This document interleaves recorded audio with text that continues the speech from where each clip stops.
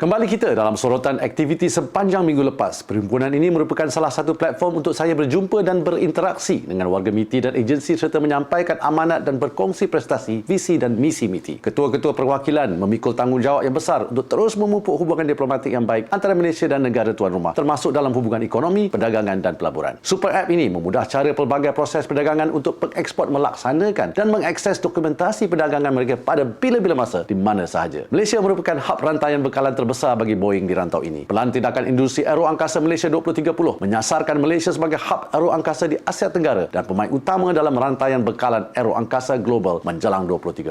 Rangka tindakan ini menyasarkan pendapatan tahunan sebanyak RM55.2 bilion dan 32,000 pekerjaan berpendapatan tinggi menjelang 2030. Penerangannya jelas telah diberikan bagaimana lawatan-lawatan rasmi berjaya menarik pelaburan berkualiti tinggi dan membuka peluang libat urus dengan syarikat-syarikat gergasi yang berminat untuk melabur ke Malaysia. Penubuhan Jawatan Kuasa Tindakan Penyelarasan Pelaburan dan Perdagangan ataupun JT3P di bawah MITI juga langkah proaktif yang memastikan komitmen pelaburan antarabangsa dan domestik serta potensi perdagangan direalisasikan sesegera mungkin. Perjanjian ini bakal menyaksikan Automotive High-Tech Valley Tanjung Malin menjadi hub otomotif antarabangsa untuk NEV. Tumpuannya bukan sahaja kepada pengeluaran kereta pelbagai jenama tetapi juga dalam pembuatan komponen dan alat ganti berteknologi tinggi. Parti ingin mengucapkan ribuan terima kasih kepada Tuanku atas peluang untuk memberikan sesi taklimat ini. Saya berkongsi mengenai misi NIMP 2030 dan kelebihan Malaysia sebagai gerbang teknologi dan pusat data bagi rantau Asia Tenggara. Pusat-pusat data merupakan salah satu sektor yang disasarkan oleh Malaysia. Dari 2021 hingga Jun 2023, pelaburan digital yang diluluskan telah melebihi RM112 bilion berbanding sasaran awal RM70 bilion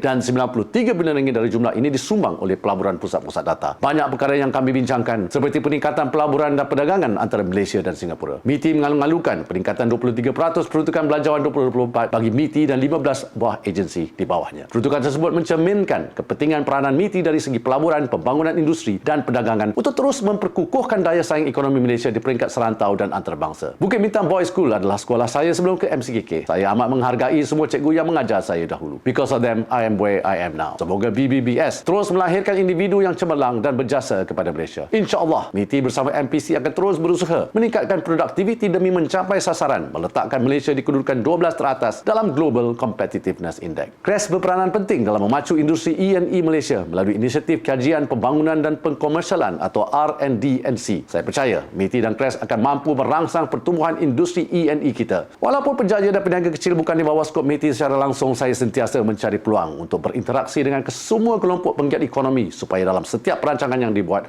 saya dapat memberi pandangan yang mengambil kira kepentingan setiap golongan. Kejohanan yang diadakan julung-julung kalinya tahun ini menyaksikan pasukan polo Brunei muncul sebagai juara. Semoga semangat Islamiah yang dibawa dalam majlis ilmu ini menjadi titian keberkatan dan kesatuan bagi kita semua. Tahniah kepada semua yang terlibat. Saya sedikit terkilan sebab tak dapat join acara balapan kerana jadual yang padat. Kalau tak, bolehlah keluar peluh sikit bersama atlet-atlet dari MITI dan agensinya. Sebagai alumni, saya berasa bangga dapat melihat secara langsung impak luar biasa Bukit Bintang Boys School terhadap kehidupan ramai pelajar sepanjang 65 tahun yang lalu. Saya harap legasi keunggulan ini dapat diteruskan. Itulah dia, sorotan aktiviti sepanjang minggu lepas.